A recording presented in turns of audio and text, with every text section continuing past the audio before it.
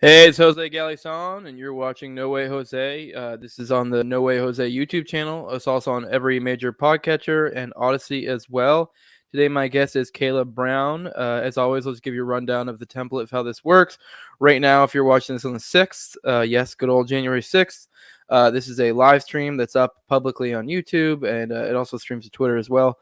What will happen is immediately after, I will put it in like unlisted, private, whatever, and then it will only be available for my patrons until I release it on my channel later as a numbered episode. So if you want to have access to those in the meantime, you need to become a patron. Also, there's a number of different perks that I give to patrons, namely, you get the highest level being the $20 level, which is the sponsor level, which basically I read off my sponsors, and for that, I have CD McRae of the Whiskey and Tea podcast. You should definitely go check her out. She's one smart cookie. And then we have at SpaceCat2K, who I just had on recently for the Agorism versus Session episode, or versus in quotations, kind of because it wasn't really a versus. At least that's not how I see it. And that was for he came on because the $10 perk is I allow you to curate an episode, and for that he had that episode idea, and I was like, well, I'll bring you on and we'll talk about it. So right now the topic for today is me and Caleb are continuing the live reading of the Agorist primer. We should be knocking out chapter 3 and maybe chapter 4 today. We'll see how far we get. Maybe even chapter 5 if we really knock them out quick. We'll see. I do want to remind you guys, I don't really have any big announcements for like Tower Gang homies, but we did just have the Dave Smith episode. So if you're watching this, you should go check that out. That was good. We also did the Dickie episode, which is like a year in review. That one was fun as well. You should check those both out. They were really great. I think we might have on next week. We might have the Biting the Bullet guys on. We'll see. We haven't completely. We kind of ride by the seat of our pants and week to week with that show. So just kind of whatever falls in our lap. And that looks like what might be going with it for that. As always, go check out TopLobsta. Use Jose at checkout for 10% off. This is at toplobsta.com. He's basically, we're business partners now, us, like, and all the Tower Gang homies. If you go to his site, you'll see at the top, there's the good little hyperlink to go right to my stuff. You buy No Way Jose product from there, I get a kickback as well. TopLobsta get a kickback. And yeah, you were building us all up. With that, let's go ahead and bring on Caleb. What's up, man? Not much, man. How's it going? Good. I guess real quick, how were your holidays? Are they any good? They were good. I went to Chicago for a few days. So that was fun. Yeah. Normally I do like an intro right here, but I've had you on multiple times, which I normally do an intro even if I've had a recurring guest, just because I have a smaller channel, so new listeners. But this is a series, so I feel like if you're watching this one, you've probably watched the other ones, so it'd be a little bit weird to do an intro every time. So we'll just jump right into it. Quick question before we go get ahead. started, though. Your calendar to your left, is that Naruto or Boruto? Naruto. I'm currently working through that with my daughter. I watched it a little bit when I was a kid, but like only bits and pieces. But now, I'm watching it with my youngest, and we're to the point where they're dealing with the Akatsuki. We're still pretty early on, so we're in the second series. It's like Naruto, and then it was like Naruto Shippuden, I think. Yeah. And we're on Shippuden now, so they're fighting the Akatsuki. We just saw the reveal of the four-tail. Don't spoil too much. Where I'm at, Sasuke just left the village, so I'm like still early on. Oh shit! Like with Orochimaru, yeah. Oh, okay. Well, I mean, it's not that much of a spoiler. I've just got to the point where you saw the fourth tail came out, because he has the 9 tail inside of him or whatever. So basically every tail comes out, and it's fucking wild. Yeah. I'm definitely good. Yeah, so I'm definitely looking forward to where that goes. I'm not gonna lie, I probably wouldn't watch it on my own, but it's something cool to watch my daughter. But then again, I don't really watch TV on my own really at all. It's just something to do with my kid. But yeah, let's I guess just go ahead and get into it. We'll whip out this book and we'll get to it. Sounds good. Oh, so let's drop my vape. All right, we're on chapter 3, and the chapter is Counter Economics. And feel free to stop me at any point if you have something to say, and vice versa. I'll do the same. I'll read this chapter, and I'll probably have you read the next. We see that nearly every action is regulated, taxed, prohibited, or subsidized. Much of this statism, for it is only the state that wields such power, is so contradictory that little ever gets done. If you cannot obey the state's laws and charge less than, more than, or the same as your competitor, what do? You go out of business or you break the law. Suppose paying your taxes would drive you out of business. You go out of business or you break the law. So, I mean, we're already kind of getting into what agorism is. It's the philosophy around breaking the law. Government laws have no intrinsic relationship with right and wrong or good and evil. Historically, most people knew that the royal edicts were for the king's good, not theirs. People went along with the king because the alternative looked worse. This line of thinking leads to chapter 5, so we'll just note here that even today, society recognizes the conscientious objector, the religious dissenter to laws that his deity forbids him to obey, the man or woman who follows the law of God or nature against the monopoly of force in society. Since they would rather die than submit, a society which restrains its government from heavy repression will exempt many objectors. But everyone is a resistor to the extent that he survives in a society where laws control everything and give contradictory orders. All non-coercive human action committed in defiance of the state constitutes the counter economy. So this is, a lot of people kind of like have struggled defining what counter economics is. It's kind of really just, human action in general, especially in defiance of the state, which he even kind of laid out here, and I think earlier chapters as well, as like we're kind of put in a position where it's funny. I'm actually reading the John Hasness chapter of Anarchist Handbook right now, and that's the theme of that is like the contradictory nature of the law, and how like any lawyer can you literally just can start with a conclusion and just create an argument to get there, and you can be right. You can have two people with contradictory conclusions and both be right. Just have to find a case or an argument to support it. Yeah. And with the law, there's always that. That was my favorite chapter in the Anarchist Handbook. It was, I have a friend who's going to law school, and I argued with him recently. I was like, your job, whether you like could be a defense attorney or a regular like prosecutor attorney, is not to determine truth; it's to win cases, right? He goes, yeah. I'm like, do you not see any problem with that? Like, truth doesn't matter. You're just trying to win a case here, regardless of what actually happened. You do not see no qualms with that at all. He's like, no. I'm like, okay, I guess that's why lawyers are soulless. I mean, I guess it works. I mean, to be fair, when you're dealing with a defense or I mean, I guess you would say you'd want to like actually take good cases, but I don't know. To be fair, I guess there is the idea of that you need someone to have your defense, you need someone to have your. I know you need to. I'm saying that. Yeah. The prosecutor's job is to prove guilt, not prove truth, and the same the other way. So if like it's like the investigation doesn't even prove truth; it's to prove guilt or innocence, and it's like that's determined on the facts, not on what the argument is. Yeah, I mean, you would think I would think ideally a good lawyer wouldn't take a case unless they felt compelled to do so, or if they actually felt like they had a good argument. Because you can have people who have two sides of it, but now if someone comes to me and says I killed this person, I'd be like, whoa, okay, well, get a different lawyer. I wonder how many lawyers actually like. I know like a lot of lawyers say on TV so they don't ask that question, but in reality, I wonder how many lawyers go, "Hey, between you and me, did you do it?" Like, I wonder how often that happens. I mean, to be fair, if you're a lawyer, I mean, it kind of would help for your defense to have a clear idea and make sure you're not going to get things sprung on you later. Be like, you need to tell me everything. But you understand? He's like, I did that shit.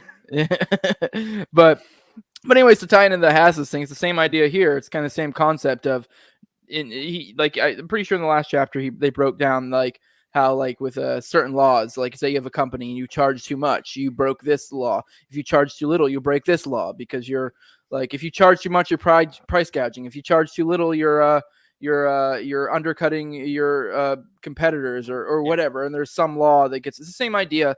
And so like basically, I mean, to some extent agorism, but I guess more just like, realizing that and working with that. And I don't know. But yeah, that's kind of the concept getting it here. So he says, all non-coercive human action committed in defiance of the state constitute the counter economy, which like the point I was kind of getting at there is, well, that's kind of to some extent just all human action in general.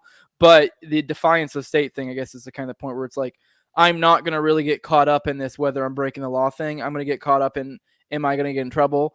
And if I get in trouble, how bad is this going to hurt? Mm-hmm. And is it right or is it wrong? Or do I have profit to make? Do I not? Like, it's not so much whether it's illegal or not, So have you ever read The Vampire Economy by I can't remember the guy's name, but the book's on Mises U.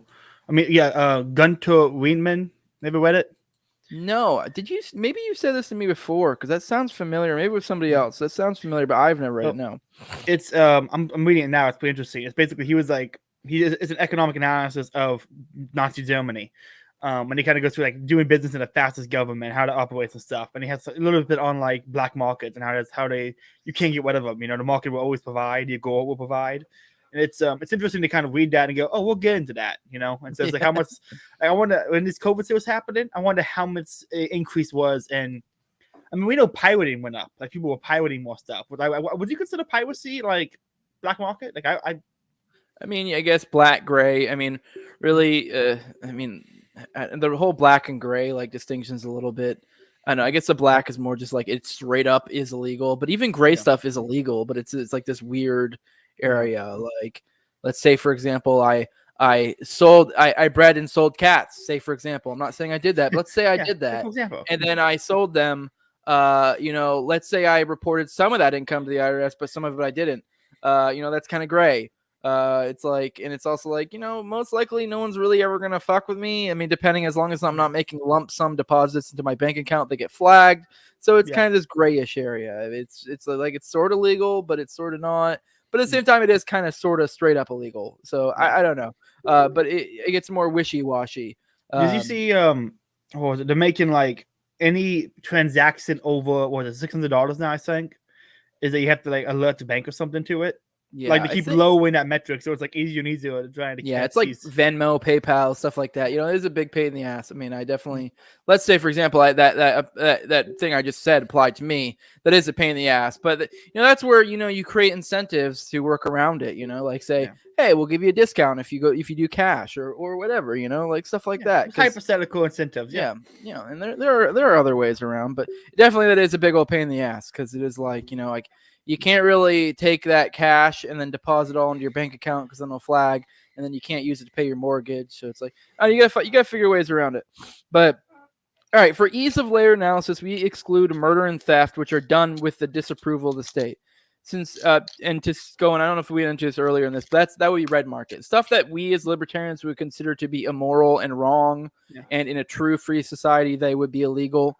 Like things that break the NAP. That is the red market. And Konkin at no point is ever pushing for the red market.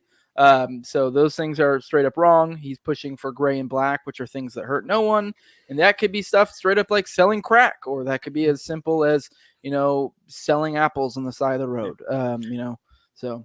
Are there, I don't really want an agorist circles. Are there like a lot of, like, there a pacifist agorist, or like, is there like a subsection of those, or is it kind of just, like a weird occurrence every once in a while? I don't know. I mean, I haven't heard of that. I mean, I'm sure maybe they could have a separate thing, like a kind of like a Bob Murphy type pacifist. Is there kind of? Like, I don't. I mean, it's interesting. I haven't noticed it, but it's not like we really do like meetups. So yeah. Because everyone's kind of giving me shit because we were talking about the LP Florida convention today and how I'm going to go to it. I'm like, yeah, but I'm just going to hang out with my buddies and drink beer. Like I'm not. It's not like I'm voting. Like I even said the other day, I wish we could abolish the LP and just convert it to the Mises Institute, and then just like make every one of them chapters and keep conventions, because it'd be the same thing. It's just instead you're doing basically the Mises Institute is doing, and you're not doing the silly other stuff. And because I mean the community aspect is great. I like that about the LP and stuff. So, but because it's in Florida and everyone's gonna be going, I might go. But I'm a sobis paleo guy, so I'm not gonna. I might make some jokes, but that's about it.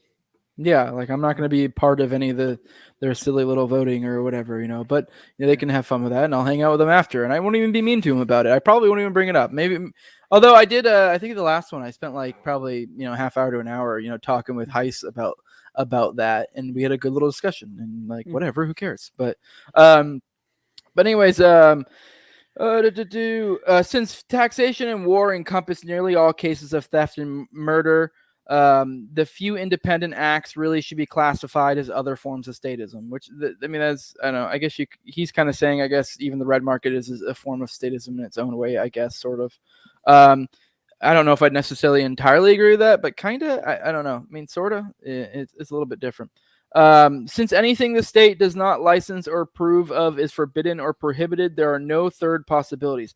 A counter-economist is 1, anyone practicing a counter-economic act. 2, one who studies such acts. And then it says counter-economics is the 1 practice and 2 study of counter-economic acts. And then we go into size of the counter economy. I don't know if you have anything to add there, and we can move into the next portion of the chapter. All right. The size of the counter economy. The counter economy is vast. Our brief study of of economics tells us that this should be no surprise. The more controls and taxation the state imposes on its people, the more they will evade and defy them. Which, that is the one beautiful thing about COVID is I feel like, and part of why when I got into agorism and stuff, because like before this, like I was because I got into agorism and like reading Konkin around the time of this stuff, of like the lockdowns and stuff. That's when I read it, and I think before, even as a libertarian, like I knew that the state was immoral and that they had no proper right or claim on the laws or whatever, but I still would be like, I'm not gonna break the law. Like I'm just like, but I don't know why. It's this weird mind block we have or whatever. But then like something about COVID even broke it of a lot of us of like, well, why do I think this way? Like, why? It doesn't make sense. And especially when we're being put in a situation where it's like, say with like masks or whatever, any of the craziness we've had to deal with in the past couple of years, you're kind of, even normal people are to the point where they're like, yeah, no, fuck this. Like, this is one of the points TopLobsta makes in the law, is that the easiest way to make the law respectable is to make respect the laws, make the law respectable. And when the law is no longer respectable, it sits on a difficult place having to choose between respecting the law and being a good person. Yeah. And it's like this COVID stuff is kind of really pushed that to the edge where people are just like, I can't be a person anymore under these COVID laws. So if you're going to dehumanize me, I might as well just go be a person outside the law. This is, I think, a great plus, but... Since the United States is one of the less controlled countries, which, I mean, Konkin wrote this, I think, in like the 90s or something. So, bear that in mind. He wasn't writing in a modern context. Yeah. But then again, even then, I guess that kind of does sort of even still apply today, comparatively speaking. But, and the counter economy here is fairly large. The global counter economy should be expected to be even larger, and it is. Which is a fair point. I guarantee you, if you go to third world countries, they probably have just as many crazy laws as we do, and most people don't even give a shit about them.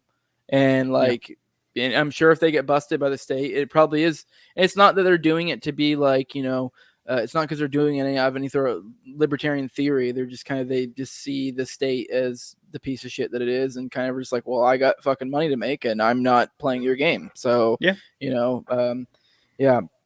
U.S. government estimates the size of just the tax dodging part of the counter economy is 20 to 40 million of the population.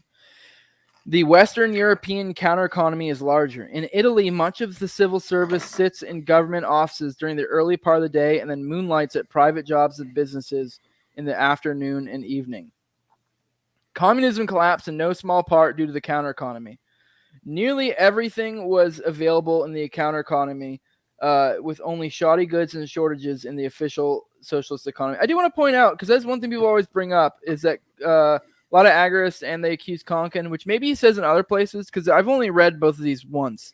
A lot of people give agorism and Konkin shit about overstating the claims about counter economy killing communism. Yeah. But I will say right here, I mean, maybe he states it differently other places. He put in no small part. So I mean, I don't know how you interpret that, but I kind of interpret that as not like this is why communism is gone. Like it's more like this is one of the reasons. I took it as not why the Soviet Union collapsed, but why communism was disproven. Because like even when you had communism, it wasn't working because of the counter economy. So I look at more as like debunking the ideology rather than the actual institution. Yeah. All right. The Soviets called counter economic goods left hand, or nalivo. I don't know what the hell that means. And entire manufacturing assembly lines coexisted nalivo with the desultory state industry ones on the same factory floor.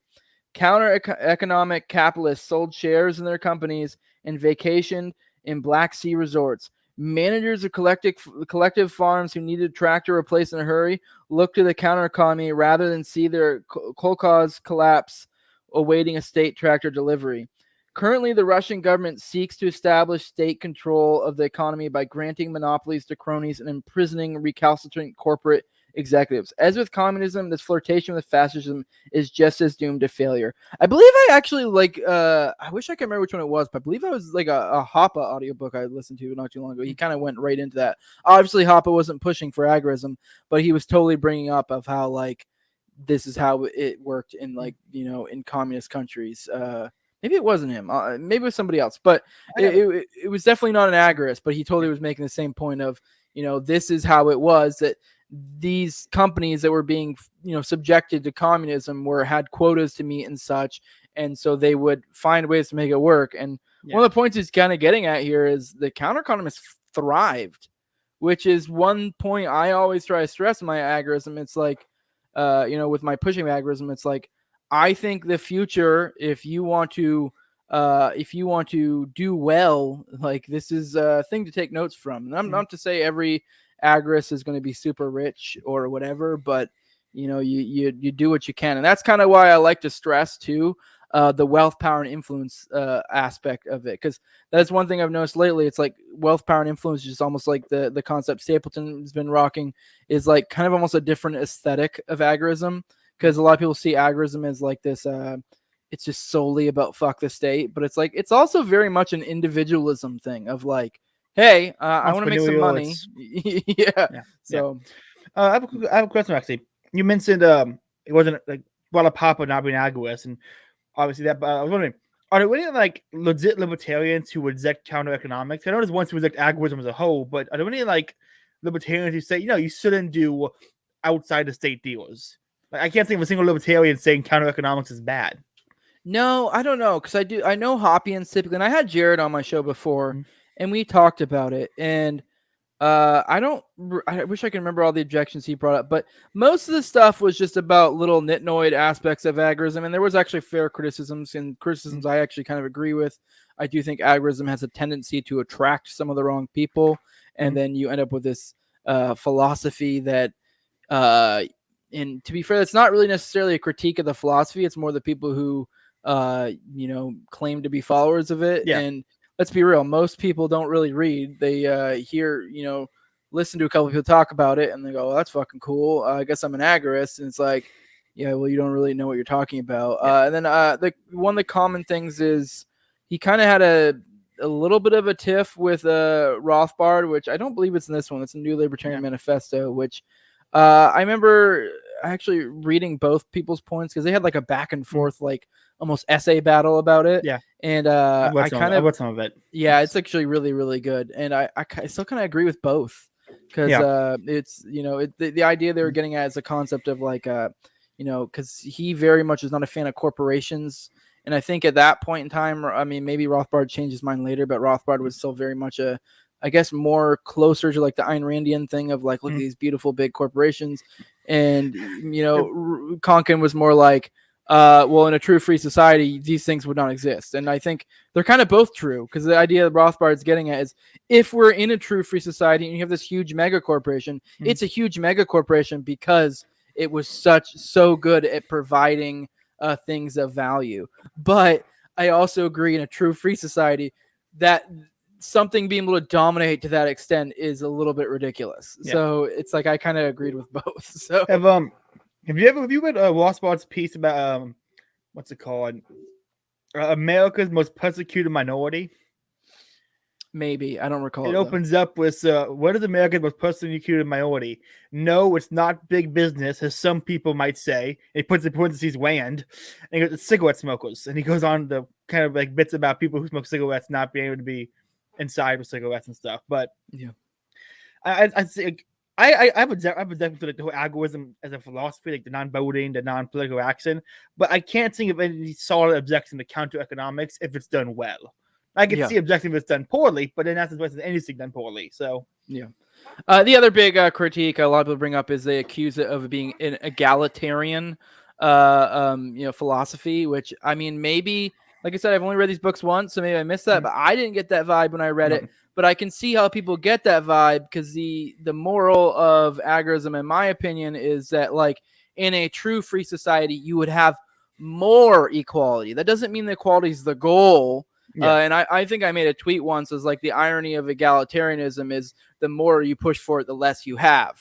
And in a true free society, you would actually have less wealth inequality or whatever. But when you're trying your best to try to level things out, you end up creating greater inequality. So in a true free society, I actually think, don't get me wrong, there would still be natural hierarchies and there still would be inequality, but I actually think it would be far less. So so and that's kind of what Konkin's getting at, because it straightens out the incentives to where it's it creates a little bit more of an equality type thing. I really think if happy Insurrection Day. Happy Insurrection Day, Daniel. I was gonna say, I really think that if Konkin didn't call himself a left libertarian, the law of the divide wouldn't exist. Yes, that's he alienated so many people unnecessarily. Yeah, and that's really, you kind of can't really fault him too much because you can't read the future. At that point in time, I don't think left had the same stigma it does now, and he wasn't meaning it in the way people mean it when they say left now. He was meaning left in the sense of not utilizing political power, as in the traditional use of the word left, meaning more like anarchist, not working outside the system.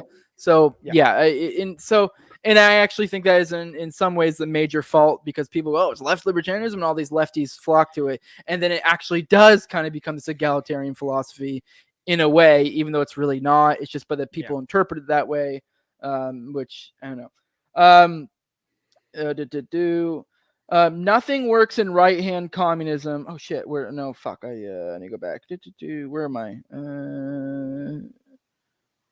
Oh, fuck. Currently, the Russian government seeks to reestablish state control of the economy by granting monopolies to cronies and imprisoning recalcitrant corporate executives. As with communism, this flirtation with fascism is just as doomed to failure.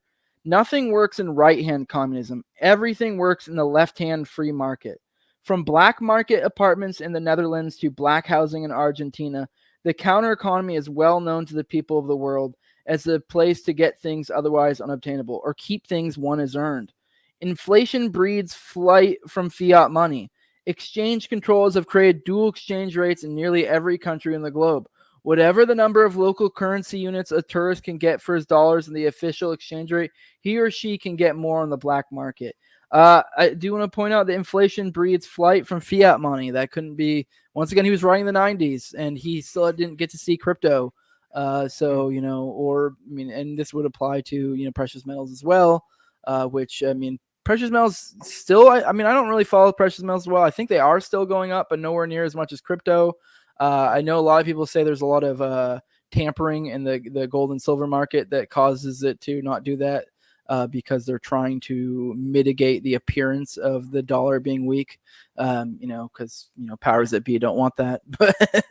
But it's way harder to do that with something like crypto. You can't really. It's actually something I was thinking about, because I've gone back and listened to a lot of like normies again, by that I mean Eric Weinstein, Brett Weinstein, those kind of people, and they're always talking about how like our metrics are not that good for measuring things, and it's like they're kind of right. I think all our metrics are terrible, but they think that means they're actually fairly. I'm not gonna get into a whole disagreement I have with that, but with crypto, I actually trust the metrics for measuring crypto. Like it seems like the decentralized metrics are actually better at measuring all this stuff. Obviously, because it's not made by powerful individuals who have reasons to not make it work out, but it's interesting to notice it, Yeah, you just got to find something that's a metric you trust. And that's not even to say you should entirely trust it, because the other thing, too, is there's huge fluctuations in the crypto market. But that's because it's a little bit of a smaller market, and so it's way easier to upset. But the larger it gets, the less that is the case. So, yeah. Smuggling is so commonplace that nearly all tourists slip purchases past customs agents without thinking.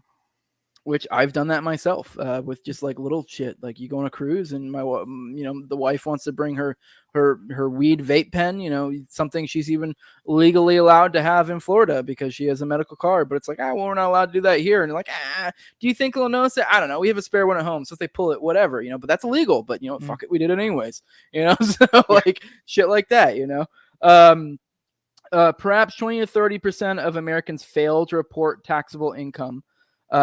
Actually nearly 100% fail to report at least some, which I do like. He points out that because I remember I listened to, I can't remember, maybe it was John Bush, but maybe it was somebody else, but someone pointed out once on, I think it was Unloose the Goose, that the thing about being an agorist, and obviously this isn't 100% true because it's part of agorism, or let's say being a counter economist. so part of being a counter economist is realizing you're a counter economist, because we're all counter economists. To some extent, because whether you mean to or not, to some extent, there's that human part of you that's like, fuck this. Like, you maybe don't even realize, you're like, no, I'm not claiming that on my taxes. Like, they have no way of knowing. That's retarded. Why would I claim that? You know, like, or if you're a waitress, the same idea. It's like, no, I'm not claiming my tips. Like, like, shit like that.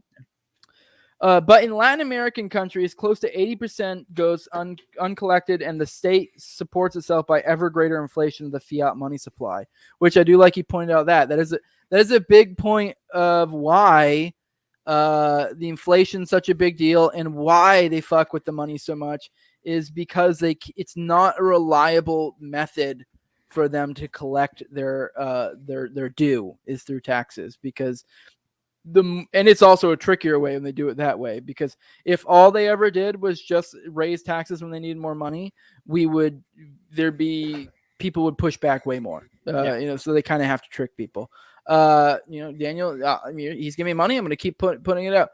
At this point, dude, you should have just been my stayed a $20 fucking sponsor, dude. I would have fucking mentioned you and everything. I'm just fuck with him. You guys should go check out Daniel 3 and fucking make sure, if you guys like his work, go check out his Patreon. I'm just ragging on him because he used to be my $20 level and was a sponsor, but I don't read him anymore because he's not. But you definitely should just check him out. He's about to have I'm just fucking with him. I know he's going through a job change right now, and that's why he dropped it. But you guys should go help him out, so that way he can get back on the $20 level. So I want to point out that I dropped Daniel's Patreon because I'm going to a job change, and he texted me like, "You broke up with me, bro." I'm like, "Now I'm finding out he broke up with you. He ain't faithful at all." Yeah, well, at least you know he broke up with both of us, so we're good. I think he's still giving me. I think he might still be in the $2 level or something. Which, so you guys know, the $2 level is the minimum. The $20 is the top. But go ahead.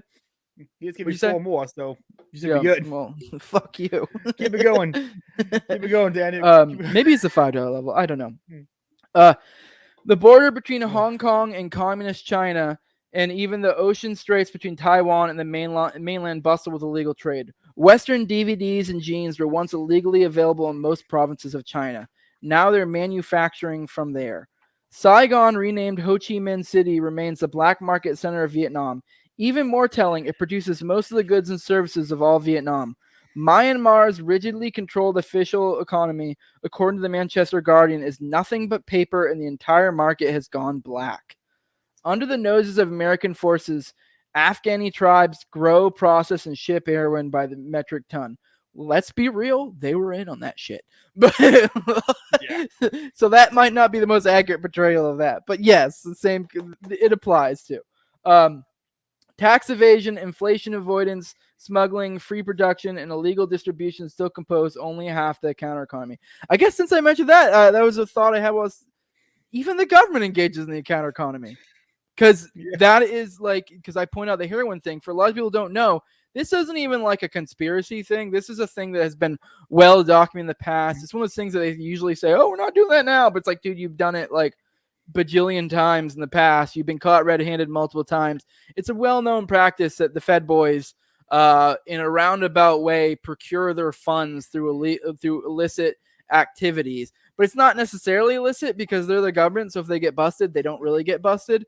But that's how they are able to keep their money off the books. So even the government is involved in black market activities. So which I don't know. I guess it cancels out at that point. I don't know how that works, but labor flows as freely as capital as hordes of illegal aliens pour across borders from more status to less status economic regions. Consciousness-altering substances and even unproven medicines such as dichloroacetate and lateral make up a well-known but small fraction of the counter-economy. Drugs are grown on huge plantations, refined in scores of factories and laboratories, distributed by fleets of boats, planes, trucks, and cars, and sold to customers by regiments of wholesalers and armies of street dealers. The state's impositions of some people's moral codes on others leads to Bible smuggling in atheist states and pornography publishing in conservative religious states. You got anything to say on that one? I know that's your little bit of your spot. I got a lot to say about that. One, I didn't even think about medicine, like there's those stem cell places down in like Bahamas and stuff that people go to for like medicine. I've been thinking about those like being technically, I guess, counter. I don't know if if it's illegal in your country and you're traveling to do it in a country that is legal, does that count? Is that counter economics? That's a I weird don't know. one. I mean, I mean, I guess I don't know. It depends. So you're Like, not paying any taxes. So I mean, I guess that would be a metric well, for I it. don't know. I mean, it's a gray area. We'll call that gray market. Call See, gray- that's gray the whole, market. there's gray There we market. When I don't know if it's illegal or not, there you go. It's gray market. Like I say, the Bible smuggling, the porn smuggling thing is it's funny and it's also true, but it's how do I put this? What was I gonna say? Crap, I was gonna stop. But anyway, no, it's interesting to see it, countries that get smuggled in like Bibles and stuff. You know, it's always So I don't know, I find it interesting that they're questioning to things like black market dealing Bibles in some countries. Yeah, You know, it's funny. I mean, it's hilarious not to me. it's not necessarily on point, but you do see every now and then like conservatives push for like banning porn. And it's like, here's your counterpoint of like, really, it's the flip side of countries who ban or like crazy countries that ban Bibles. It's like it's still gonna get through. All you're doing is creating a black market for it. Yeah. I mean, like, is anyone really getting hurt? I mean, I guess sure you can make a moral argument. Like if you're in some situation where someone's like legitimately a sex slave and being forced into this, yeah, I'm against it. But if it's some floozy who just wants to get dick down for money and put it on video, okay, go for it. Like I don't know. Like I mean, who am I to stop you? No, it's just like outlawing. There was a calendar to outlaw porn like last year or something, and the moment they did, the VPN signups went through the roof. Like everyone to sign up for VPN is like you can't. It's not. You can't do it. It can't happen now. Yeah, so it's dumb. VPNs are a great thing. Like that's another thing that's almost like you could make a case that's like a gray market or black market thing. Because shit, when I was deployed in fucking I was in the Middle East, I was I was a mechanic, so I wasn't like I was out there shooting Hajis. I was literally like at an airport or like basically an air base, and I basically did the same thing that I did in the States over there. It just the only difference is instead of going on training missions and wasting a shitload of gas like I did when I was in the States, when I was over there, they would go fly and they would go refuel fucking jets that went and killed people. That's the only difference. So I was working on planes that did that, but basically what would like there we all VPNs because like we were in I think Qatar. Yeah, we were in Qatar. That's where we were, and porn is illegal.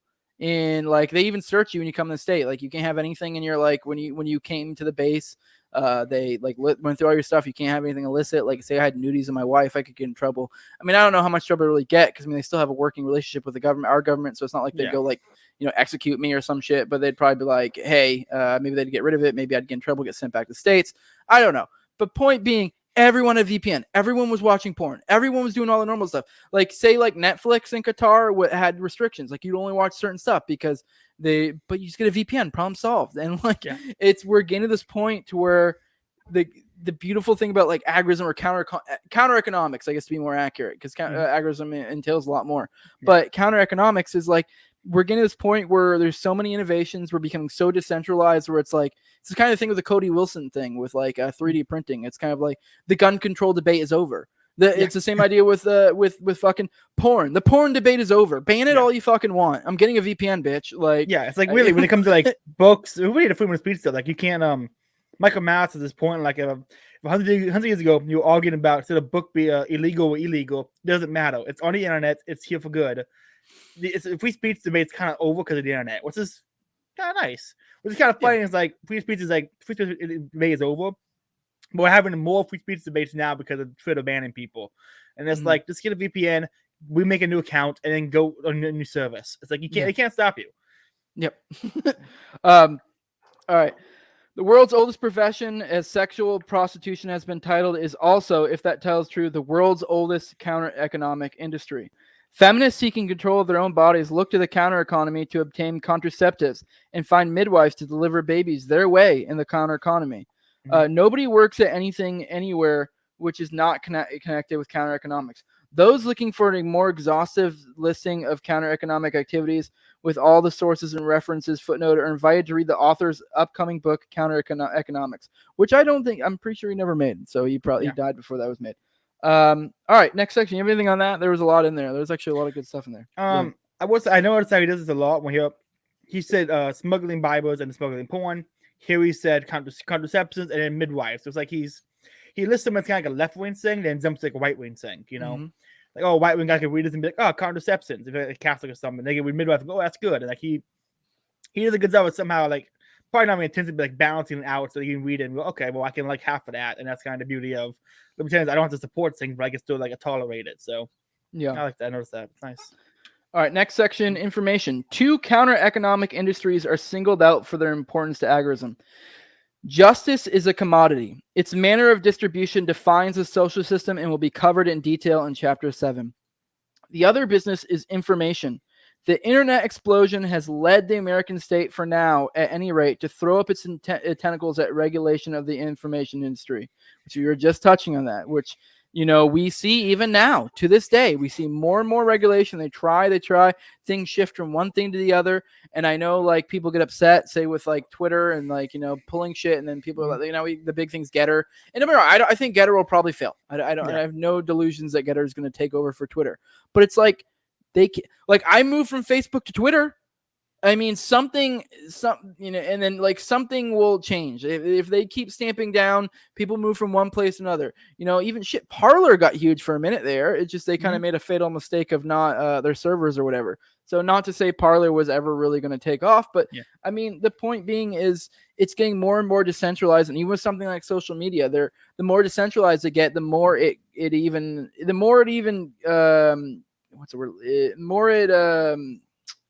individualizes itself to the individual person, if that makes sense. So like say with Parler, if it hadn't been for the server thing, Parler would have been a great place for like right wingers. And then it's like, okay, say with like Facebook, okay, fine, you left wingers have Facebook, I don't give a fuck. Like like you guys want that to be echo chambers are good. Yeah, I like echo chambers. Hate is great. Like I don't give a shit. Division is awesome. Like I'm all for it. Like absolutely. Like I want everything. I want things to get divided as much as possible. Just don't fuck with me. So, what was it? Oh God, I was gonna ask him.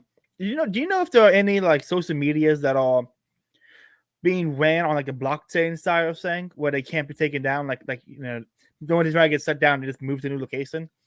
I think Hive, is a thing I've heard of before. I don't know the details. I tried to get on it. I'm a bad agorist in this part when it comes to tech stuff. I'm really bad at that because I don't even have crypto. I'm awful. I don't like tech stuff.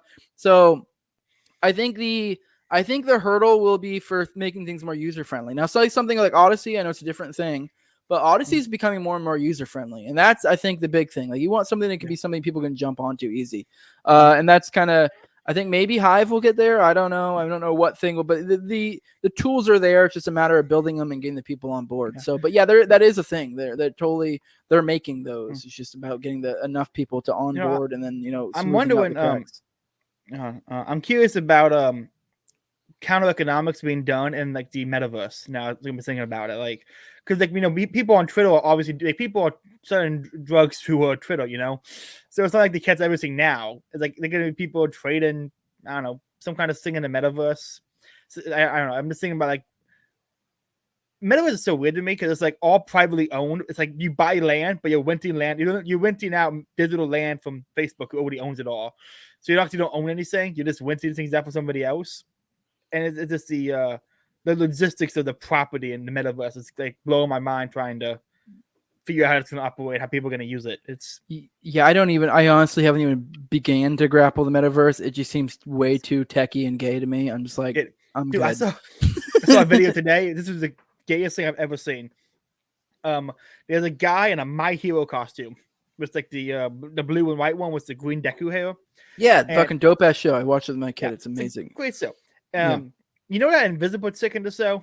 Yeah, Invisible, I think was running some shit, yeah. So there's this guy with a VR headset on at a convention, and they created a VR controller pretty much that's just a body with no arms and legs. It's just the boobs and everything like that and stuff. And he's in the VR headset and he's fucking the shit out of it in front of everybody.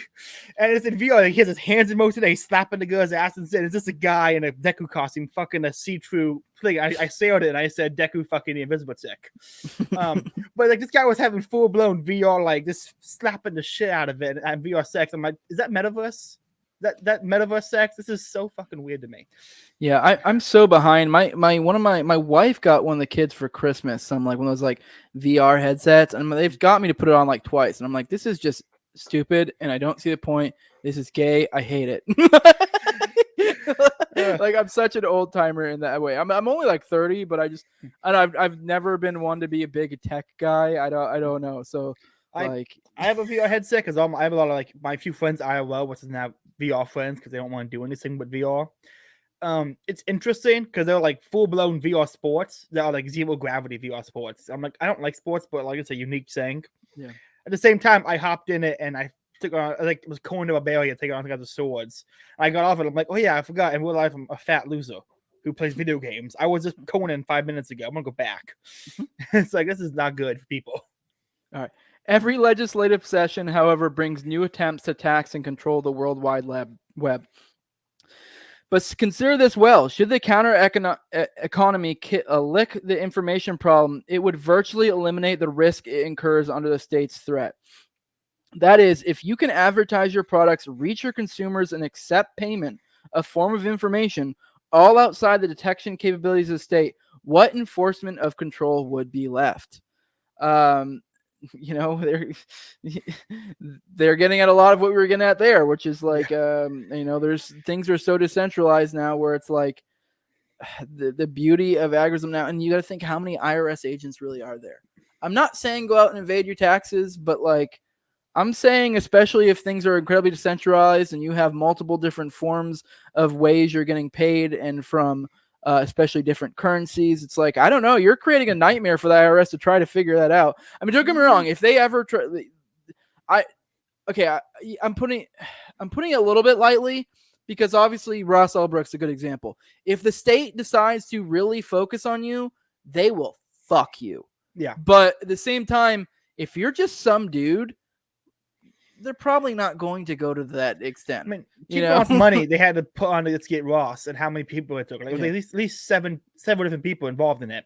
Yeah. It's like if you're one dude, you just don't make a website. You know what I'm saying? Just kind of don't start something that other people can use. Just do your own thing. Yeah, don't make a website howievadetaxes.com. Like, yeah, don't make a spectacle of it. But I mean, I'm not saying do it. I'm just saying we're in a time and place where, let's be real, you probably can really get away with it. What are the chances you're going to get audited? I mean, don't get me wrong, there's always a chance. And that's something, I don't know if it's this book or if it's the Libertarian Manifesto. He literally lays out a whole entire formula of like, hey, weigh your risk and reward and, you know, go from there. Like, what are the chances I'm going to get caught? What's the fine here? Like, you know, like, I'm not an Agorist. I can't afford fines. Yeah. So, yeah, which I get, you know, but yeah, I don't.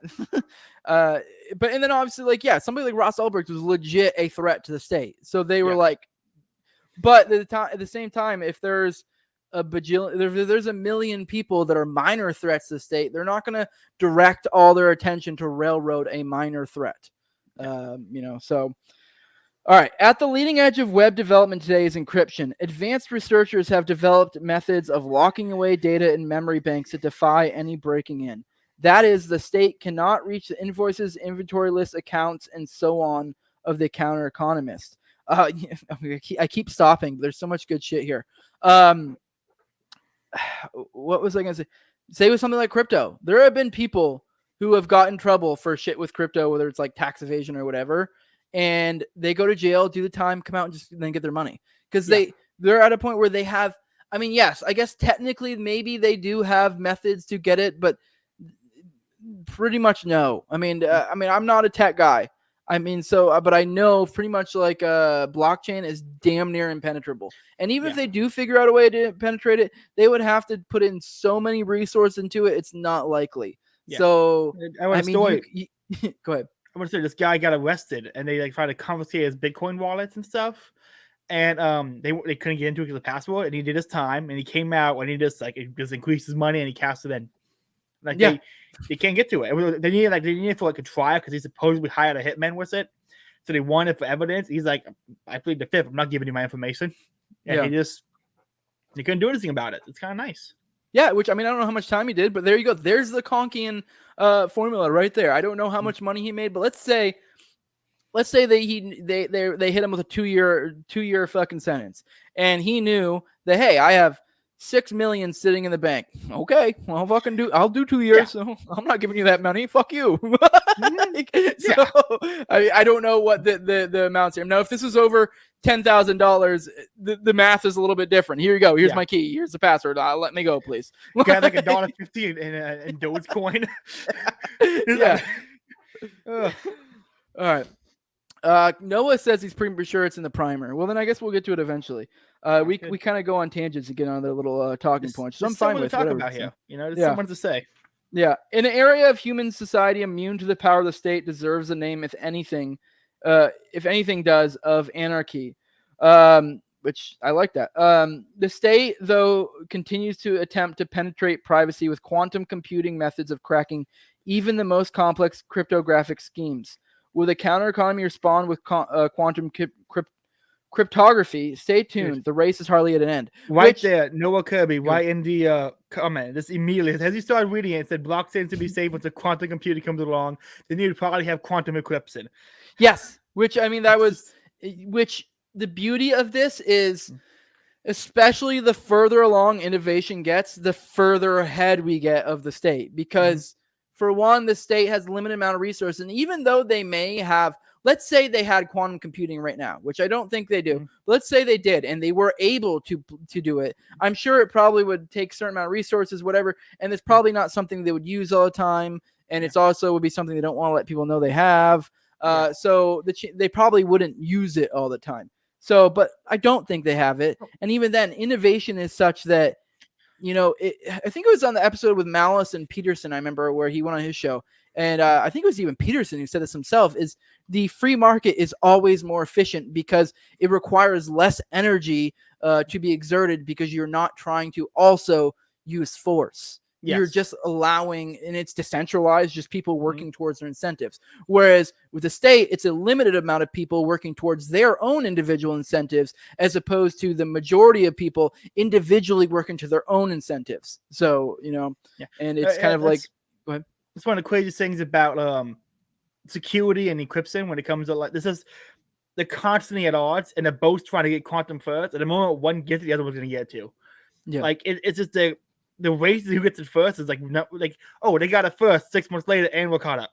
Like, it's just, that's the thing about encryption that's kind of great, I think, is that every time there's a new breakthrough, like, there were guys I read about who are black hat hackers who were devising the encryption key that's like a hack that you can't beat. And then after a month of it being used, they'll go sell off they already pre-made security for their own hack and sell off that security. You know, to break the law as a counter economist, and then to sell the solution to fix it in the right market, and then they just kind of go forward from there. And it's genius. If you could do it, do it. I mean, all right. Shit, where am I? This leads us to two crucial questions. What happens if the state is abolished and we have a free market, and why is the counter economy not overwhelmed the existing economy already? These questions bring us back to the land of theory, where libertarianism answers the first question and agorism the second. Before we deal with them, let us consider some applications of counter-economic business practices and social interactions, which will both illustrate our descriptions and possibly be of some profit to you and yours. And this leads us into the next chapter, which is counter-economics, or applied counter-economics. What happens why is the counter-economy? Okay, I think he might be slowly leaning into his aspects of why political involvement is not ideal. What's up, Travis? That's my fucking dude. He's the Alpha Chad.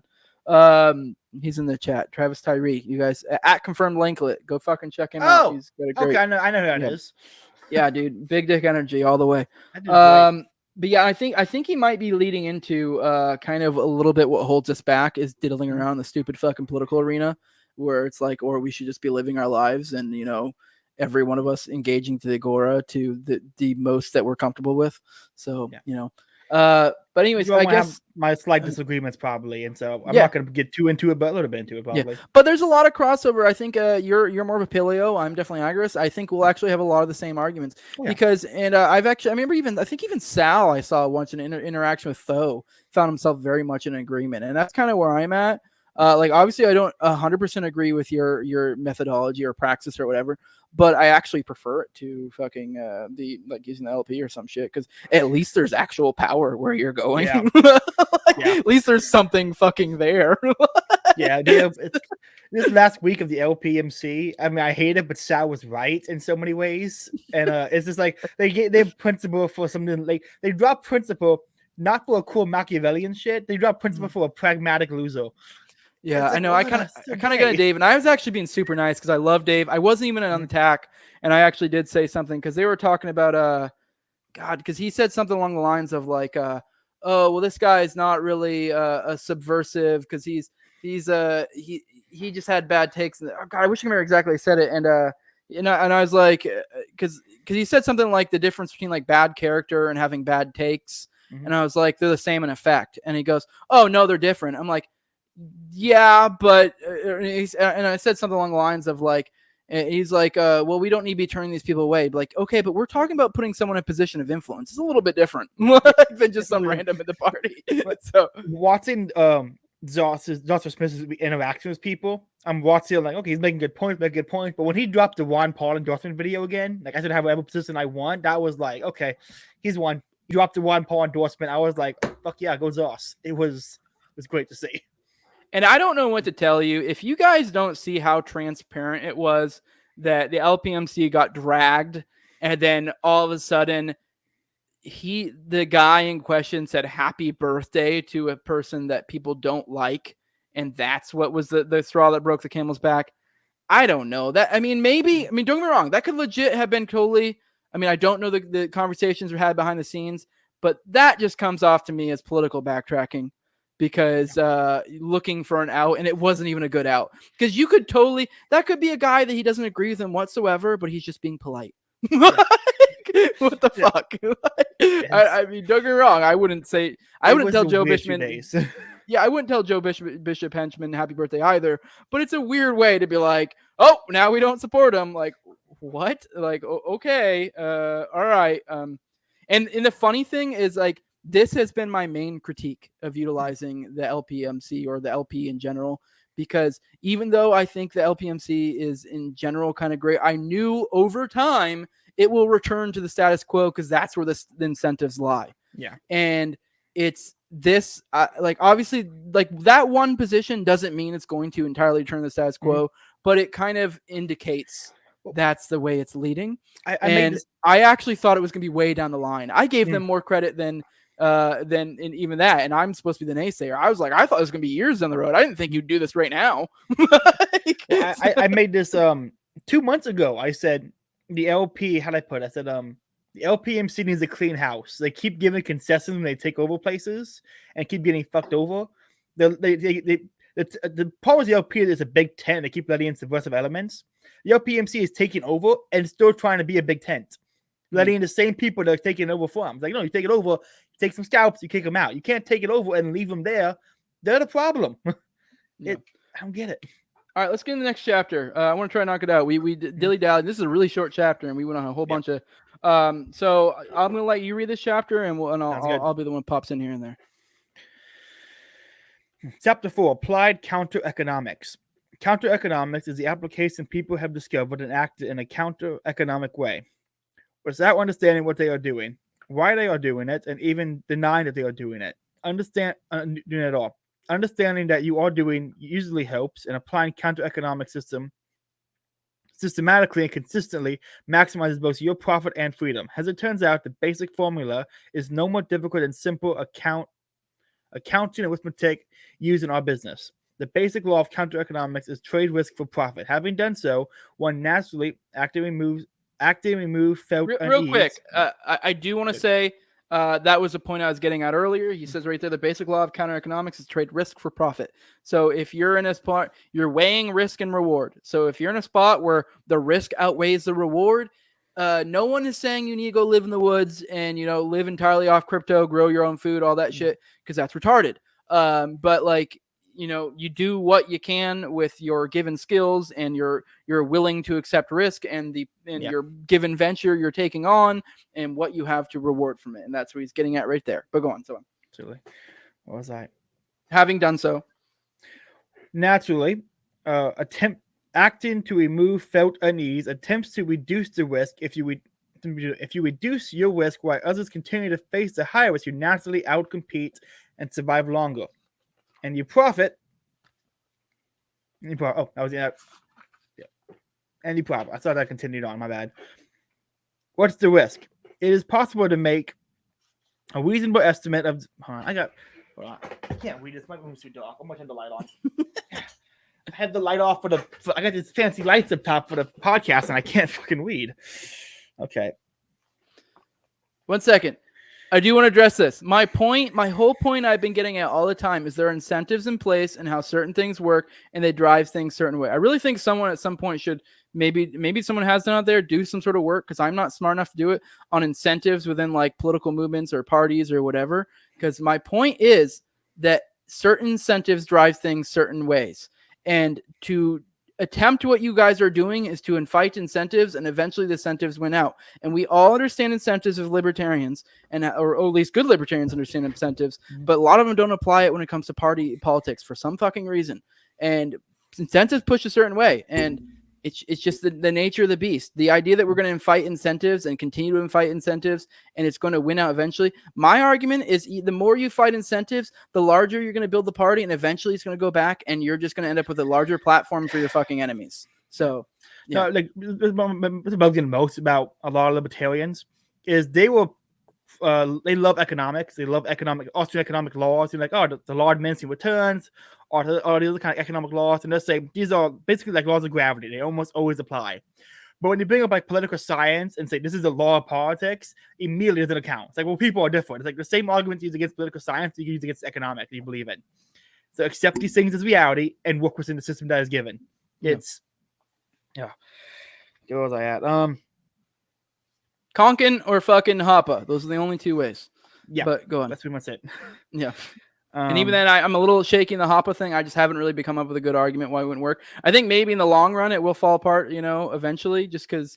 But it works out way better in my opinion than anything else. So, well, if you really the post-libertarian praxi and like the Hoppa Agorist route together, that's really how we're going to get out of this. Mm-hmm. Yeah, that's like the only way.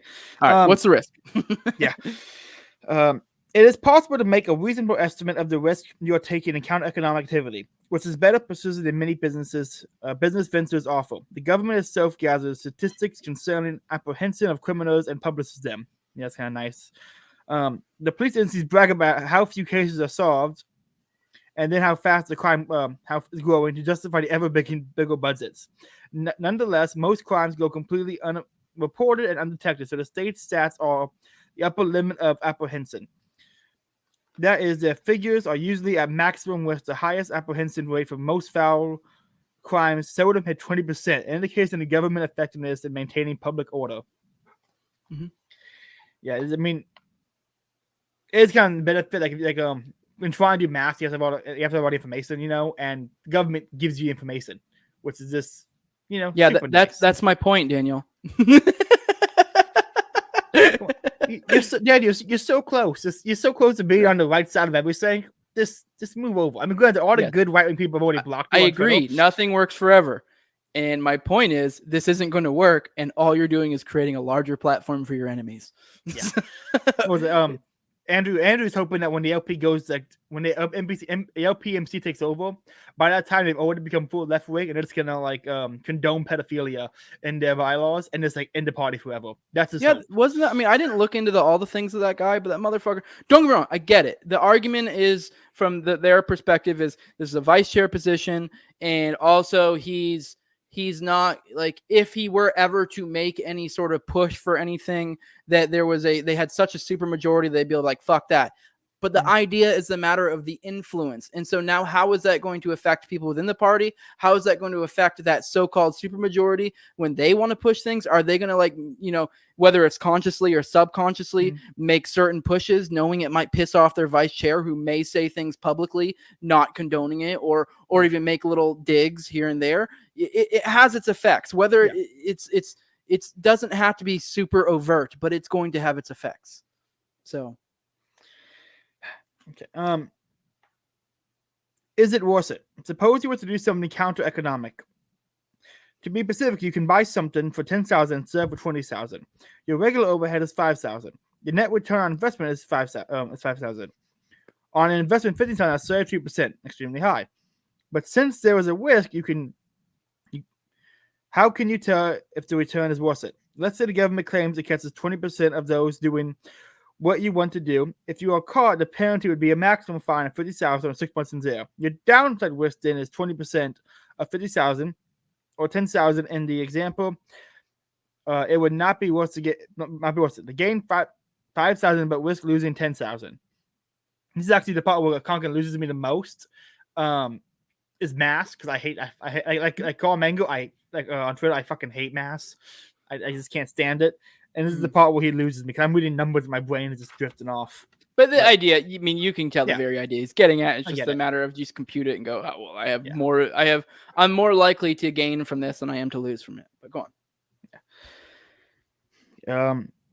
If the apprehension rate was 10% and the fine was 25%, then your risk could be 25,000 for gain and 5,000. As obvious, as obvious, you can get caught one time and pay 10, pay off your fines, and then come out way ahead. Of course, all these calculations make certain assumptions about your subjective values. You may feel that's important. I do want to say right there, that's important about your subjective values. So he's not, at no point is he ever saying you have to do this or you have to do that, because that's a common straw man of agorism, is that you need to do this or whatever. Because even then people might make or try to make a case like, oh, okay, well, you have this thing, and if it applies, it depends on your subjective values. So what you are comfortable with, what you value, how far you're willing to push it, so on and so forth. Go on.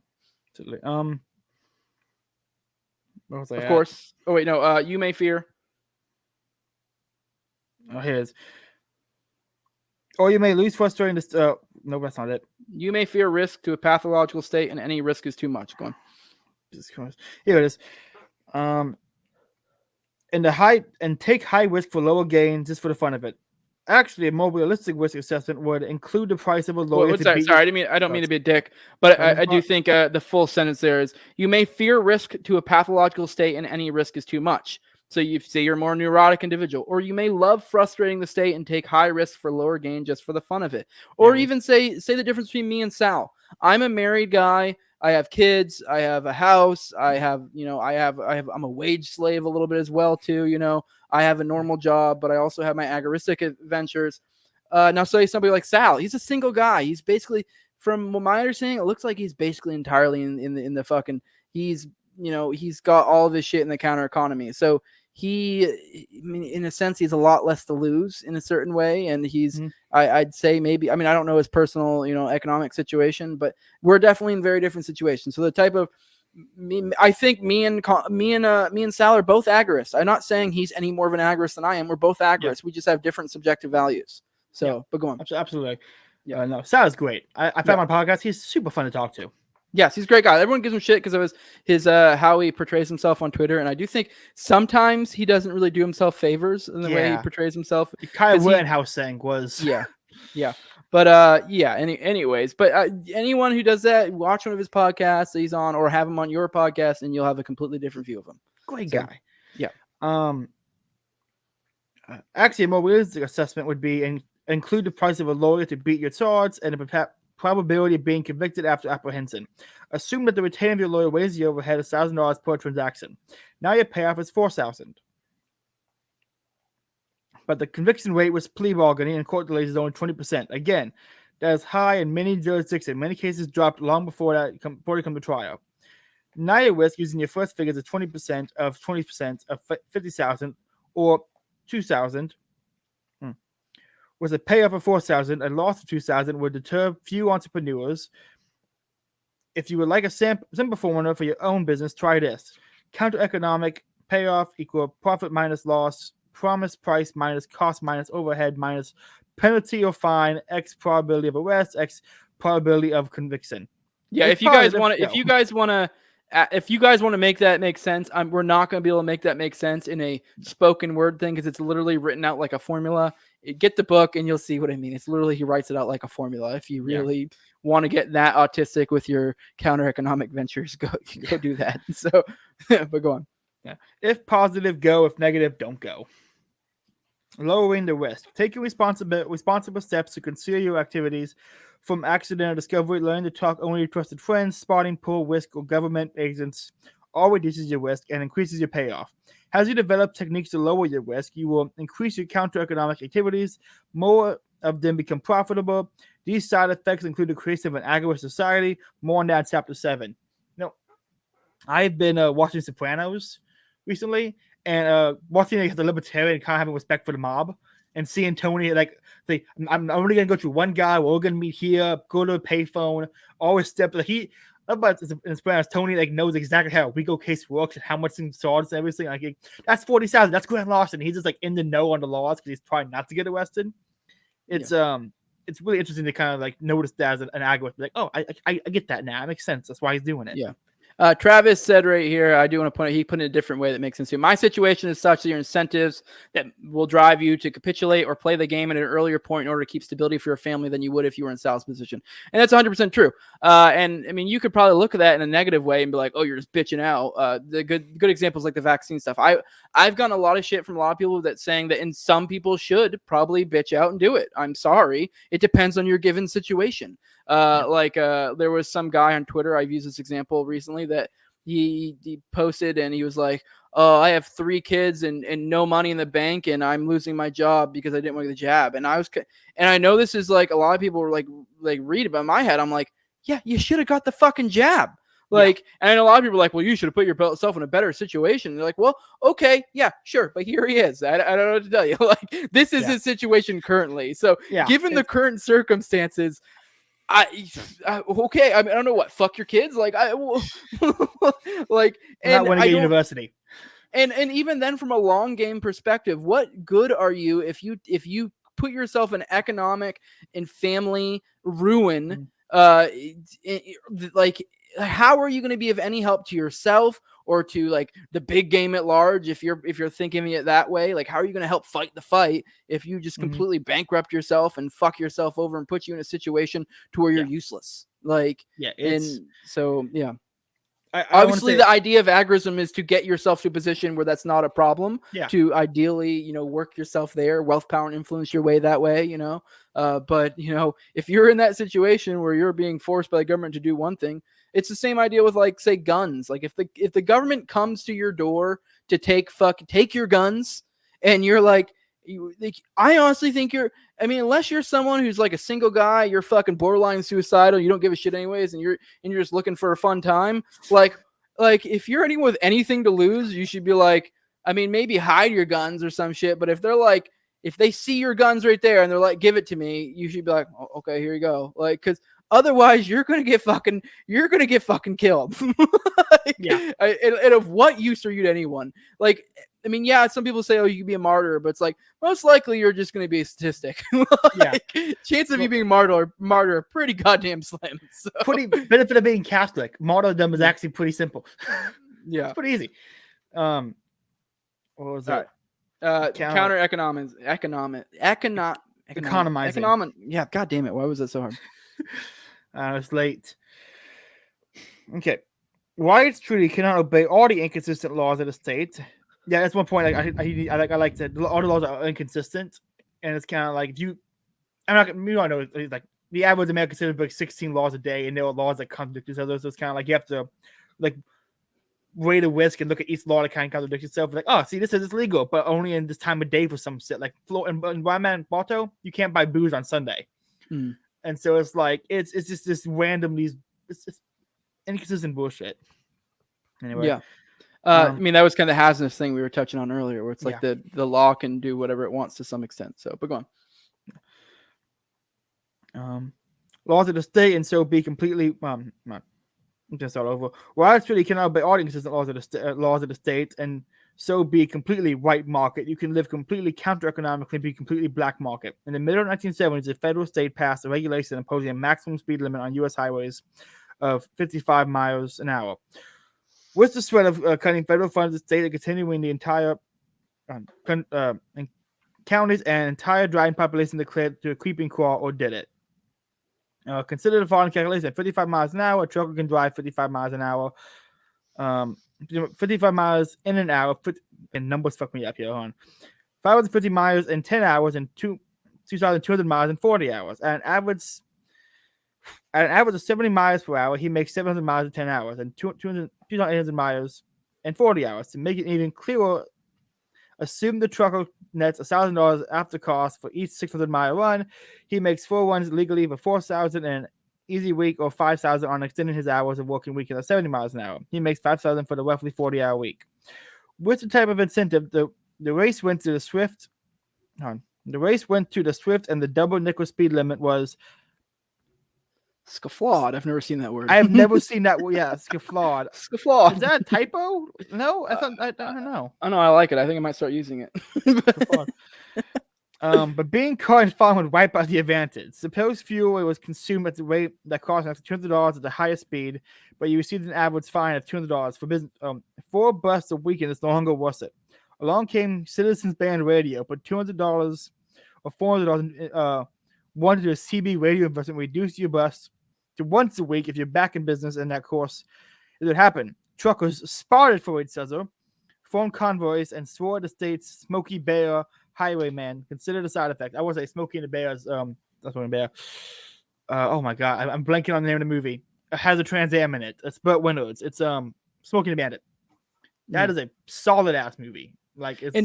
And to bring up the speed, the mile per hour thing, this is actually riffing off something Jeff Dice said once, something along the way of like laws work of like, what is the real law? Or say you see the speed limit's 55, but no one really ever gets pulled over unless you're going like over 65. It's the same. It kind of applies to a little bit to agorism too, where it's like, you can kind of push it a little bit. And everyone knows this who drives.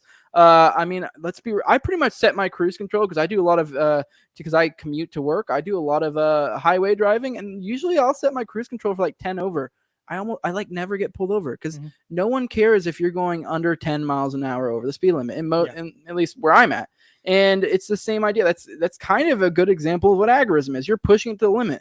You don't have to drive 55. Like you don't, if the speed limit is 55. Like if you're driving 58, the chance of you getting pulled over is fucking insane. And it's also, so the concept is like, is the speed limit really 55? And also like, what are the chances of you really getting caught for going 55? Now, and that's kind of a little bit, it's a simplified version of what we were getting at earlier, where if you're Ross Ulbricht, you're way more likely to get fucked. Because to put it to the speed limit example, that motherfucker was driving 200 miles an hour. Whereas I'm saying, I don't know, push it to where you're comfortable with. I'm more of a drive 10 miles an hour over the speed limit kind of guy. If you're 15 hours over the speed limit kind of guy, all the more power to you. Like, I don't know what to tell you. I'm a solid 9. I keep it like, I put my cruise control exactly 9 above the speed limit because that's just a state trooper. Cops where I'm at don't put you over for anything under 15. Yeah, congrats. But most I go think about me is I booked the speed limit. But I will say, anyone listening, state troopers are all fucking assholes, and they will pull you over for anything because that's all they fucking do. I actually got in a car accident one time because I fell asleep at the wheel and I went up the side and hit a ditch, and it's kind of funny. I hit the ditch and caught air and landed in a guy's front yard. And the guy rolled out. He was a cop. So he called his cop friends to kind of like come take care of it. He called the state. They were going to send state troopers. An hour later, still no state troopers. So he just called his friend who was a cop who did all the work. 45 minutes later, finally a state trooper pulls up, and the cop taking the paperwork on his heel literally spins around, points this thing, was happy he could finally sew up, and then spins back to me and completely ignores it for the next 10 minutes. Like, it was just a complete dick move to state troopers, which they deserve, because all state troopers are terrible. All right. Let's consider the side effects. That's where we're at now. Truckers found solidarity economically, culturally, anti-politically. A CB culture exploded in the popular culture with C.W. McCall's classic song, Convoy. Non-truckers who were willing to buy a CB and learn the codes, especially the language, were accepted freely into the ordered highway. Anarchy. More invasion of regulation followed, and the counter-economy grew. Truckers, many of conservative upbringing, became considerably more tolerant and willing to help other lawbreakers when the common enemy, Smokey, threatened. Which I really want to riff off that. That's kind of what we were getting at earlier with the whole COVID thing. Look at conservatives and how much more of a counter-economist they have become. And now it's more of just finding ways to And this is one thing Konkin goes into a lot, and I don't remember. I mean, he's only written 2 books. I can't remember which one it is. A lot of it goes into both. And it's kind of the same idea. So there are people who are counter economists who don't know it, and there are also people like agorists who are counter economists and know it. It's more about taking it and being like trying to explain it. Because if you have both merged, the theory and the application, that's great. But it's a matter of say you're a drug dealer, like you just like say you're a guy in the hood, and the best way to provide a living for yourself is to sell drugs. It's a matter of taking that person and then trying to sort of easily explain to him, be like, oh, what you're doing, like you may see it as illegal and maybe in some instances kind of see it wrong, but you're not doing anything wrong. And let me tell you the theory behind that. Obviously, that you're not. It's a matter of how you go about that. Like you don't want to be that guy like, let me tell you about theory, but you kind of find ways to make inroads with people. But yeah, go on. The CB explosion is not meant here to be a motto in the sense of waiting around for the state to trigger off mass rebellion by an egregiously stupid law. Okay, after the defense sentence where it made sense. This happened to be a particularly spectacular case, but no more than a sudden jump in counter-economics when prohibition was passed in the 1920s, or when the draft led to 2-year slavery and popular in 1964, and the state does not learn from its mistake as recent efforts to reimpose the 55-mile-an-hour speed limit, as well as reactivate the draft rise again. Anything you want to add? Nope, we're good there. We kind of touched on it already. We're in the last section now, economizing. This is like the one word that you're good at doing, but I'm not. Counter economizing yourself. Whatever service you provide the market, you know best how to counter economize. Which I want to stop right there. That's one point I want to get at. People always go, oh, I don't know how to be an agorist. I don't know what is your thing, like, and it's really like, even if you don't have that many things, like, or not even an agorist, a counter economist, what is your thing? Well, find your ways, and like I said earlier, it's not a 0 or 1. You don't have to be entirely in the black market. Find your ways to push it. It could be as simple as being a CEO of a major corporation, and what tax loopholes can I jump through? It can be as simple as that, and you can do that with lawyers, whatever. Or what risk am I willing to accept to make extra profit? And it could be as small as being a drug dealer and saying, if I hang out on this street, I'm less likely to get busted by cops or whatever, But go on. So best how to do your individual thing. This is why this is so great. It's so decentralized. It's so tailored to the individual, which, to touch on something, what's his face is getting at earlier. Daniel said something about like everything fails, and because we were talking about the fucking LP, and he was like, his point was, and I joked and I was like, yeah, that's my point, talking about the LP, and he was then said, but my point was everything fails. He was obviously implying like agorism. No, I disagree, because it's so goddamn decentralized and so tailored to the individual, down to the individual level, that it will always outpace the state. Yeah. So yeah, and the algorithm, it's not like it's an organization that can fall. Yes. It's a practice of individuals, so it's not like it's the same principle at all. And Polio Paradis said entrepreneurship. That is like probably the best way to sum up agorism is entrepreneurship, not disregarding, but working, weaving in and out of the law. So that's far be it to find any libertarian to say entrepreneurship will fail as a whole, because it's so goddamn decentralized. Yes, people will fail as entrepreneurs. People will fail as counter economists. There will be people who get busted, but it's a matter of being a smart agorist or counter economist. So if everyone it does fail, it becomes a case of what not to do. So it gets better, So it's best what's regulations to avoid first for maximum payoff to risk ratio. What suppliers can we trust and what's cannot. What's customer to trust and what's not to trust. Division of labor, subjective value, and human individuality all contribute to making your case, and everyone else is unique, like we were just saying. If you seek or want advice on how best to counter economize, you need personal counseling, similar to investment counseling, but considering the hundreds of millions of people, mainly with educational and cultural handicaps, who counter economize successfully, the challenge is not that great. You need mostly the word to do it, and that psychological counter economics will be important as part of chapter 8. It's undoubtedly easier to extend your counter-economizing when someone else is doing it. Most people everyone else is doing it, but go on. Everyone else, yeah, my bad. Everyone else is doing it. Most people are, but in still and different ways. Small and different ways, but go on. Small and different ways. Jesus Christ, what can I read? Still, if you could win more suppliers and customers over to your trust and get them to counter-economize, they would not only resist turning you in, but they would develop a tendency not to leak secrets and would therefore decrease your risk and increase your payoff both ways. This fact is the driving force towards expansion of the counter economy. This force is where agorism unleashes against the state. Ooh, this next one we're gonna like. We're not going to do it now because we're already about an hour and a half in. Yeah. But chapter 5, libertarianism, and this is where I think he starts to get into because he kind of alluded to it earlier, kind of like why we haven't entirely outpaced it. Because I do think Konkin kind of makes an argument of, I don't know if you'd necessarily say that it libertarianism, like big L libertarianism, is necessarily pulling us back. Or I mean, I guess he's saying it's not necessarily that we're moving backwards. It's like, I mean, he might make the case you're moving backwards, but at best you're running in place. So, and it's that's kind of what he's getting into.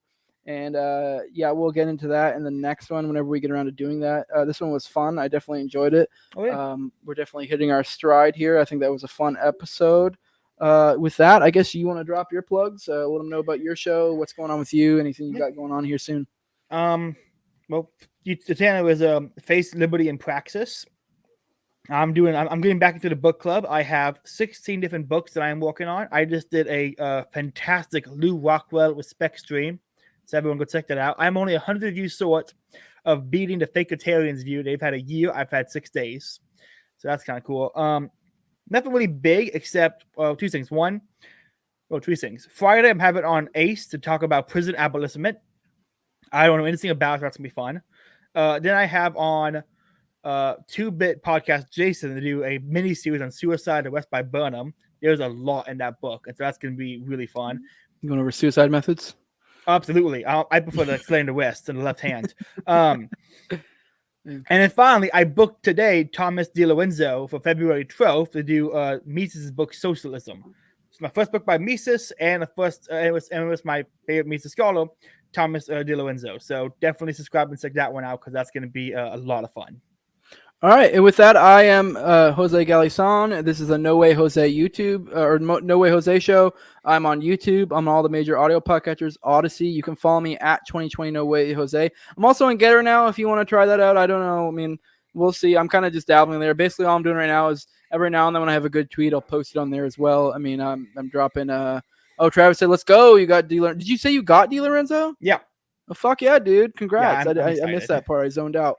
Hell yeah, dude. But yeah, so if you want to follow me, I have the same handle on Twitter and Getter. So if you want to, but so yeah, fucking, follow me on both if you're on both or one or the other. Like I said, right now I'm just using I'm dropping my promos for episodes, and I'm also dropping. I mean, but then again, I do check it. So if you don't want to engage with me on there, I'll engage with you. Although I don't really engage much on either, really, honestly.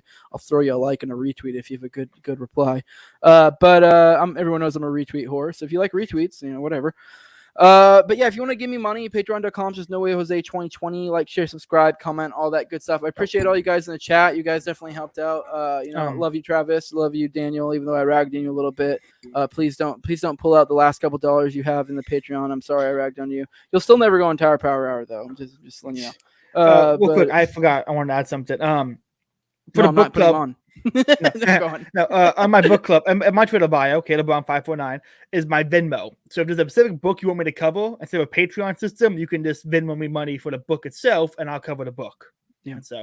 And like I said earlier, I think I alluded to it. At my $10 level on Patreon it allows you to curate an episode. So if you want to be on my show, and you say, instead of asking to go on other people's show like Daniel does for Tower Gang, you can go give me $10. You can even do it for 1 month. Give me $10 and then tell me what you want to do to come on. And I will fucking, as long as within reason. If you have an awful episode idea and I cannot at all work with that, I'll be like, I can't do that. But, if you want to come on the show, you want to do that. I mean, whatever, throw me $10. And I like it too. I mean, I know a lot of people might like that's like shameless grifting. Yes, it is for one, but also two, It also it gets hard coming up with ideas. So it is nice when people come with me to ideas, offer me ideas. I'm like, oh, okay, cool, yeah, let's do that.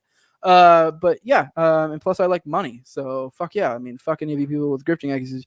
God damn, yes, I grift. I want fucking money. Yeah. I mean, I guess it depends on how you define grift. I think I do a decent job. But yeah, with that, we're out. Appreciate you coming on, Caleb. This is fun. We'll keep doing this series. Top was supposed to make me a little graphic for this. We'll see that. And I'm looking forward to where this goes. We still have a good chunk of this book left. I think maybe we're like half-ish way done. So this is fun. I think we're And, getting finally into like the philosophy side where it's no longer Yeah. just like the economic side. So that's Yeah. gonna be exciting. Yeah, I haven't asked any of these people, but I think my future projections. I think I might try to get Sal to do the reading for New Libertarian Manifesto after this, and then I think I want to. Ideally, I'd like to get Aaron for Agorist class theory. I'll probably ask him, see, because that'd be pretty dope. That'd be a good one. Because Agorist class theory is pretty based. Although I don't think he ever actually really calls for like the heads of politicians. But anyone knows what Agorist class theory is. It's legit just like it's a class theory, and the class theory is politicians are one class and anyone vaguely related to politicians, and the other class is everyone else. And that's in my opinion, that's the cleanest, nicest class theory there is. Yeah. Which I know a lot of people, maybe you being a paleo, you may not agree with that as well, but I can't think of a cleaner class theory than that. So, that's pretty good. It's pretty good. I really can't. So with that, we're out. And appreciate it, bud. All right. Boop. No problem. And we're